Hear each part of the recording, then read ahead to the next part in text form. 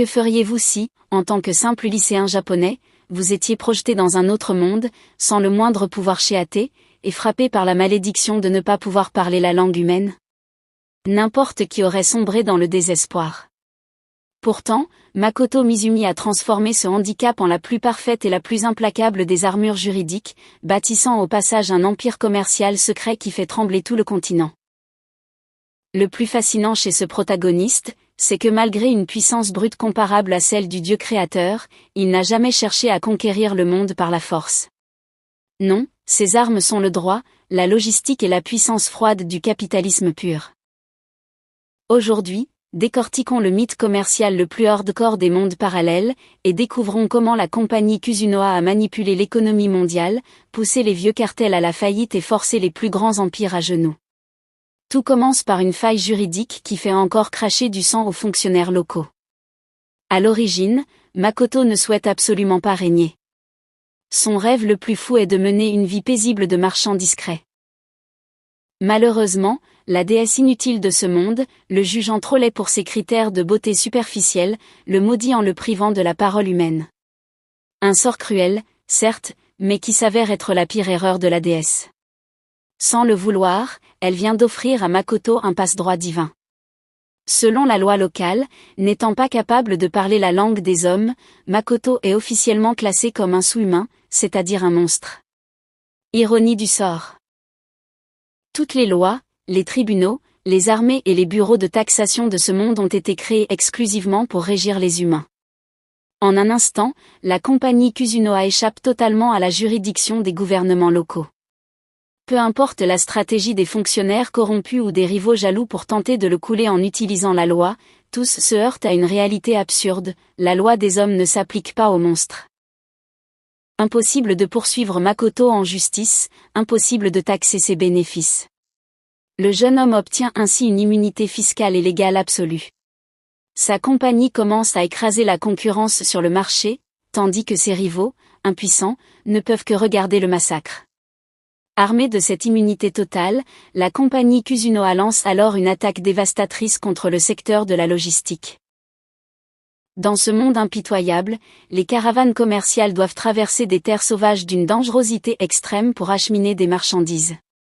Les trajets durent des mois, exigent le recrutement d'armées privées pour l'escorte et coûtent d'innombrables vies face aux attaques de monstres.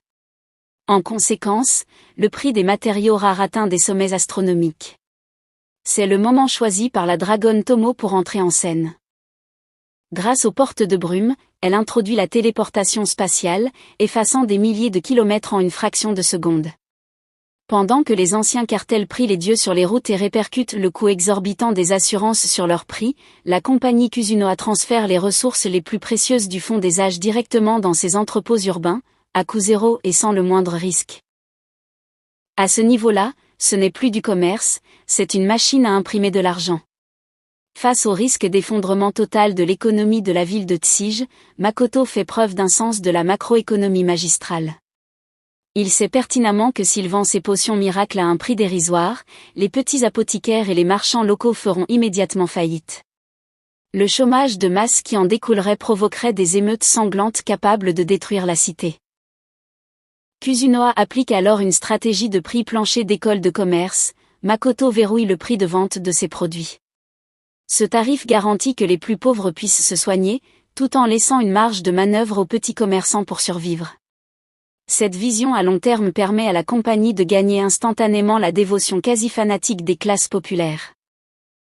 En parallèle, ce gel des prix asphyxie et élimine définitivement les spéculateurs véreux qui s'enrichissaient depuis des années sur le dos des crises et des catastrophes.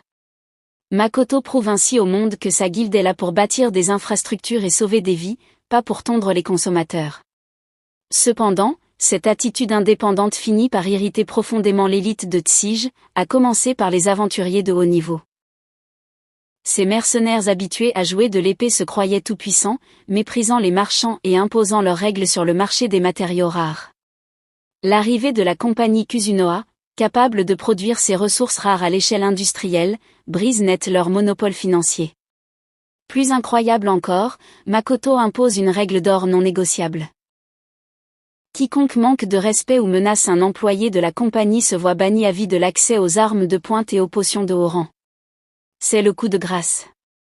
Paniqués, les aventuriers tentent de jouer collectif en organisant des boycotts, des incendies criminels et des provocations devant la boutique. Ces idiots ignorent que les simples employés de Makoto sont en réalité des fléaux ambulants capables de rayer plusieurs villes de la carte sur un claquement de doigts. Mais pour éviter de faire sombrer la région dans le chaos, la compagnie Kusunoha opte pour une punition psychologique bien plus subtile. Le cerveau de cette rébellion n'est autre que Lim, l'atout-maître de Tsige, un aventurier d'élite qui joue les espions pour le compte des hauts dirigeants. Persuadé de son génie, il prend Makoto en filature pour voler les secrets de la guilde. Malheureusement pour lui, ses techniques d'infiltration font doucement rire Tomo. Plutôt que de lui trancher la gorge, elle lui réserve un traitement psychologique inoubliable. Sous l'illusion terrifiante d'un dragon supérieur antique, l'âme de Lim est brisée puis reconstituée en une fraction de seconde. Il expérimente alors la peur absolue face à une entité qui le dépasse totalement. À son réveil, la lucidité le frappe. Les prétendus héros et maîtres d'armes de la ville ne sont que de la poussière face aux monstres de Kusunoha. Cette baffe mentale pousse Lim à ouvrir les yeux sur la corruption de la noblesse. Comprenant que seule la compagnie Kusunoha œuvre pour le bien commun, il jette son insigne d'aventurier d'élite, s'agenouille devant Makoto et devient le chef du département des services secrets de la compagnie. En prenant le contrôle de la pègre locale et des réseaux d'information, Makoto assoit définitivement une domination incontestable sur Tsige. À mesure que l'empire commercial s'étend, les yeux se tournent vers Rothskar, la capitale académique et magique des humains. Ici, le commerce n'est plus une simple affaire de négociation, c'est un nid de vipères où s'affrontent la politique et les intérêts de la noblesse. Makoto ne pouvant pas parler, écrire sur une ardoise face à de fiers mages manque cruellement de prestige. C'est alors que la liche Shiki se métamorphose en un séduisant noble d'une élégance rare, maîtrisant la magie de haut niveau, pour devenir le porte-parole officiel de la guilde. Tandis que Makoto reste dans l'ombre comme le grand patron discret, Shiki brille dans les salons mondains, présentant la compagnie Kusunoha comme une puissance mystique au background terrifiant et aux technologies insondables. Voyant un nouveau concurrent débarquer, l'Union commerciale centrale locale réplique immédiatement en lançant un blocus économique total, interdisant à tout fournisseur de vendre des matières premières à Kusunoha. La réponse de Makoto est d'une simplicité brute et d'un art consommé, sans chercher à négocier, il ferme la boutique et suspend ses activités. C'est la panique générale dans toute la ville. Plus de la moitié des professeurs, des étudiants et des habitants étaient déjà devenus dépendants des remèdes bon marché et ultra efficaces de Kusunoha. La fermeture provoque une pénurie immédiate, le prix des médicaments s'envole au marché noir, et les citoyens en colère manquent de détruire le siège de l'Union commerciale. Alors que la cité sombre dans le chaos à la suite d'émeutes et d'attaques de monstres mutants, la compagnie Kusunoha réalise un coup de relations publiques magistral qui achève de séduire l'élite humaine. Tandis que les autres marchands barricadent leurs portes, Kusunoha transforme sa boutique en un immense hôpital de campagne. Ils distribuent sans compter leurs réserves stratégiques de médicaments pour soigner gratuitement les blessés. Parmi les personnes sauvées se trouvent les héritiers de la haute noblesse de l'Empire, des professeurs influents de l'Académie et des officiers supérieurs abandonnés par l'armée. Makoto ne leur demande pas un seul centime, poussant l'altruisme à son paroxysme. Une fois les émeutes matées, toute l'élite de l'Empire se retrouve redevable d'une dette immense envers la compagnie Kusunoha. Le blocus de l'union commerciale devient une vaste plaisanterie. Les nobles et les hauts fonctionnaires sauvés se transforment en boucliers politiques pour la guilde, offrant à Makoto des privilèges de libre circulation et une immunité commerciale absolue sur tout le continent. Avec une telle expansion, la légalisation de la source de ces ressources titanesques devient une urgence. Si l'humanité découvrait que Makoto possède une dimension de poche entière peuplée de sous-humains, cela déclencherait une guerre mondiale pour le contrôle des ressources. La solution trouvée par Makoto est d'une élégance rare. Il déploie son armée de sous-humains et reconquiert en quelques jours Kalion, une terre désolée occupée par les démons. Aux yeux des humains, c'est un miracle économique digne des dieux. Makoto annonce alors tout naturellement que le riz de qualité supérieure, les minerais rares et les fruits précieux proviennent des terres défrichées de Kalion. Kalion devient le paradis fiscal et le bouclier juridique parfait, blanchissant la capacité de production phénoménale de la compagnie Kusunoha et coupant court à tout soupçon de contrebande. Le point d'orgue de cette guerre commerciale se produit lors du conflit total entre l'humanité et les démons. Les deux superpuissances de l'époque, Ligna et Gritonia, tentent de faire pression diplomatique sur la compagnie Kusunoha par la menace pour la forcer à devenir leur fournisseur exclusif. Ils savent qu'une fois la guilde nationalisée, elle perdra son indépendance et deviendra une pompe à ressources gratuite pour l'Empire.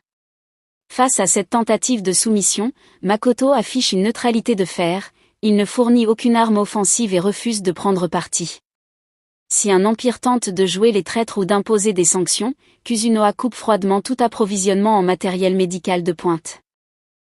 Dans cette guerre d'usure totale, être privé des remèdes de Kusunoha sur le front équivaut à déclarer forfait. Les empereurs autrefois si fiers n'ont d'autre choix que de se taire et d'accepter les tarifs fixés par la compagnie. Une rumeur persiste parmi les fans, affirmant que la compagnie Kusunoha souhaite émettre sa propre monnaie mondiale pour contrôler la finance. En réalité, Makoto et son think tank sont bien plus intelligents. Ils n'ont pas besoin d'imprimer des billets de banque sujets à la dévaluation. Ils n'acceptent que l'or et l'argent pur. En vendant ses remèdes miracles et ses armures de pointe, Kusunoha vide les coffres des deux empires. À mesure que la guerre s'enlise, les trésors impériaux se vident tandis que les réserves d'or de Kusunoha augmentent de façon exponentielle. À la fin, les familles royales réalisent avec désespoir qu'elles ne peuvent pas faire la guerre sans les provisions de Kusunoha, mais que pour les acheter, elles doivent céder leur dernier lingot d'or à Makoto. En monopolisant les hôpitaux de campagne, la logistique et le ravitaillement, ce lycéen à l'apparence inoffensive est devenu, sans même dégainer son épée, le créancier suprême contrôlant le destin de deux empires, une entité titanesque que nulle force politique ou divine ne peut ébranler. Qui aurait cru que la malédiction imposée pour détruire un adolescent deviendrait la pierre angulaire du plus grand empire commercial de ce monde ? Makoto prouve que la véritable invincibilité ne consiste pas à lancer des sorts d'apocalypse, mais à forcer le monde entier à jouer selon vos propres règles et votre propre rythme. Alors, que pensez-vous de cette masterclass de guerre commerciale menée par la compagnie Kusunoha ? N'hésitez pas à me le dire dans l'espace commentaire. Dites-moi aussi quel prochain anime orienté business vous aimeriez que l'on décortique ensemble. N'oubliez pas de liker, de vous abonner et d'activer la cloche pour ne rien rater des analyses d'animes les plus hardcore du web. On se donne rendez-vous pour la prochaine vidéo, ciao.